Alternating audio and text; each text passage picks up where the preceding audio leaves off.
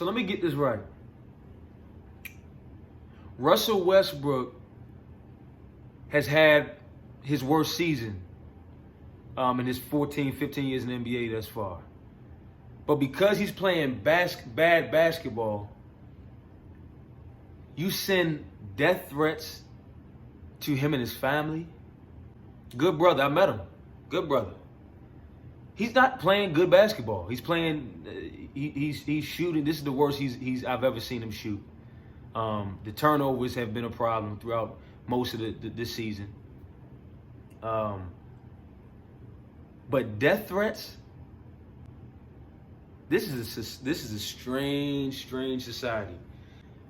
I don't care if you're an athlete, if you're an actor, if you're a politician, if you are a well-known pastor, if you are a motivational speaker, an author, a radio host, a member of the media, whatever type of celebrity, whatever type of notoriety that you have.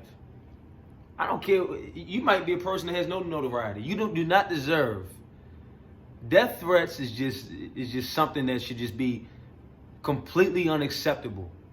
If you're not harming someone, okay, and you're just not performing well at whatever your job is, death threats, unacceptable. I pray that whoever's out there issuing death threats to the Westbrook family, I pray that you get caught, because obviously there's a lot of cowards out there. They're not going to put the face with the name, but I pray that you get caught, and I look forward to hearing about you dealing with the consequences of your actions, because that's just unacceptable, man. It's criminal, it's evil, and there's just no place for it in sports. There's no place for it anywhere in society. And like I said, this society is very, very strange.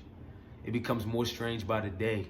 In terms of the heckling, yes, in sports, that's something that has happened, I'm sure, since the beginning of sports, right?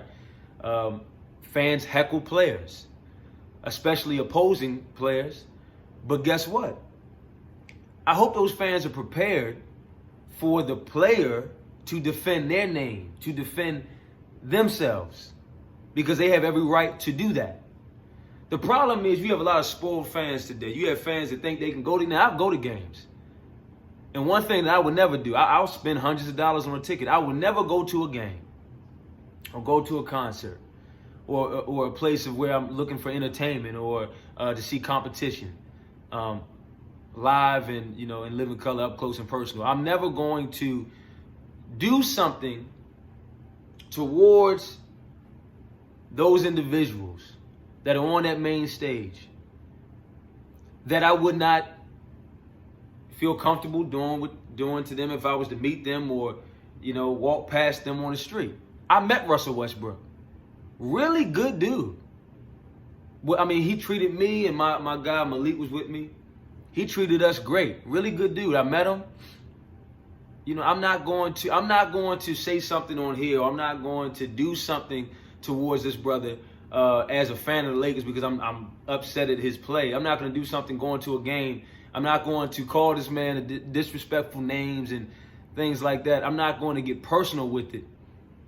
I'm not going to do that, period. But I'm especially not going to do it if I don't have if I don't have the audacity, if I don't have the courage to face this man. And that's my issue with a lot of fans today in general. When we're talking about sports in general, it's not just about the Lakers and Russell Westbrook, but in general, that's my issue with a lot of fans today. What gives you the right to do things like throw popcorn at the play? I've seen that happen to him. He was on the Wizards. Fans threw popcorn at him. I forgot what team they were playing against. Fans putting the camera up in his face, yelling explicitives at him when he's walking to the tunnel after a game.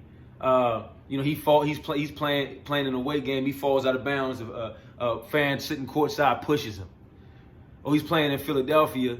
A fan for Philly courtside stands up in his face and yelling at him and cussing at him, putting both middle fingers up in front of Russell Westbrook's face. The players have to be protected better. I'm not saying they're not protected in any way, but the NBA has to continue to put things in place and put things in motion and make sure that the players are protected. That goes for any professional sport, any sport in general. I also want to address some of the members of the media, right? Because you have mainstream media and then you have platforms like mine. It's not mainstream yet, but we're online. We're on social media. Stop being lazy. Like when it comes to doing journalism and being a reporter and covering something, stop being lazy. Stop being lazy to the point where you fail to add context to what you're talking about. Stop being lazy to the point where you get personal, where you get disrespectful. You're disrespecting a person's name, okay? You're calling them disrespectful nicknames. These are people. At the end of the day, what fans need to understand, what members of the media need to understand, is that these are not animals, okay? They're not just there for your entertainment. This is what they do. They happen to be great at what they do, and they're out there competing. They're out there trying to put on the show for you in the process as well. But they're people. They're human beings. So treat them accordingly, just like you want to be treated accordingly. If I do a show and then someone gets on a platform after that and starts going at me and my pops about the way we're doing our show, and they get personal and get disrespectful and they're degrading me and that sort of thing, I'm not gonna like that. So why would I do that to someone else? That's what it comes down to. Me and my pops do a show like Father Like Son every week. I've done hundreds of interviews. I've done 3 documentaries at this particular point as well, and I cover different topics, right? And my whole thing is, do I always get it right? Absolutely not. But one thing that I really try to hold myself accountable with is the way that in which I cover certain topics or cover different athletes or celebrities. I mean, if I'm sitting at home just with my pops and we're just joking around, we're talking back and forth, I might get frustrated at something I'm saying on the basketball court and say, oh, that player's a bum. I know that the player's not a bum. I would love to exchange places with them. They're playing at the highest possible level in the game of basketball. So I get that. But when you have a major platform and you have a responsibility to watch what you're putting out there in the universe. And that's the bottom line. I just won't respect. I cannot respect people in the media who have a platform, right, who have a major fan base, and people really listen to them and treat like my guy Tracy Lee said in one of his songs, man, nowadays people treat the news cycle like it's the new Bible. And that's a fact. And that's the issue that I have with a lot of stuff that I see today. So stop being lazy. If you're a member of the media, you can cover something and add context to it. You can put yourself in a position. Maybe you played basketball at the high school level, the collegiate level. Or maybe you were a former NFL player. Or maybe you're a former NBA basketball player. That's what I love about Jalen Rose. When I watch him on ESPN and he's criticizing players or constructively, you can tell that he has the players in the forefront of his mind. He has the fact that he understands that he's a former player. He was once in their shoes. And he addresses his craft. He addresses his job and his craft in media that way, and I respect that. Right now, I do. The last thing I do want to touch on is Russell Westbrook, because, like I said, I met him. I'm a big fan, but Russ has not been playing good. Russ, bro, you haven't been playing good, man. This has been a very down year for you, and I understand that this is a new situation for you. And this is my perspective on it, because I'm a Russell Westbrook fan, I'm a Lakers fan, I'm a basketball fan. I just simply don't think that this is working. It has not worked out. Okay, it's not all on Russ. He should not be the scapegoat of this whole situation. It's a lot of moving parts as to why this is not working out. But in terms of Russell Westbrook specifically, it's not working out. He's not a good fit, and he just doesn't seem to be himself. I'm sure all this stuff is affecting him mentally. I've not seen him playing his style of basketball, his level of confidence. One thing about him in OKC, Houston, and on the Wizards, he was a good mid-range shooter early on in his years with OKC. It got bad at some point where he wasn't really a consistent shooter in his latter years with OKC or with the Wizards or with Houston. Even on Houston, he put up some of his best percentages and numbers in a while. And even last year with the Wizards, he wasn't a great shooter, but he could knock them down from time to time. He was just playing with a different level of intensity, a different level of confidence, and that sort of thing. He's appeared to have lost that. From a shooting standpoint, he's still going to not cheat. He's not going to cheat the game, right? He doesn't cheat the fans. He doesn't cheat the game. He is one of those players, one of those rare players that leaves everything out there, night in, night out. My main gripe with him, it's not even really turnovers, because he's averaged 4 turnovers his whole career. It's a lot of other great players like a James Harden, for example, Luka, or like a Luka on the Mavs, who averages the same amount of turnovers. My issue with Russ really is the fact that, man, his shooting is really, it's the worst it's been in his career. So there's going to be criticism with that. And I don't think that the brother doesn't want any type of criticism. He's done a pretty good job over the course of his career of not really letting it get to him, not responding to everything. This probably been a handful of times where he's actually said something in the media about some of the criticism, right? And the way he is in the media, and I think that this has been the best season he's had in terms of the way he's dealt with the media. If you look in the past, he'll be very short with the members of the media.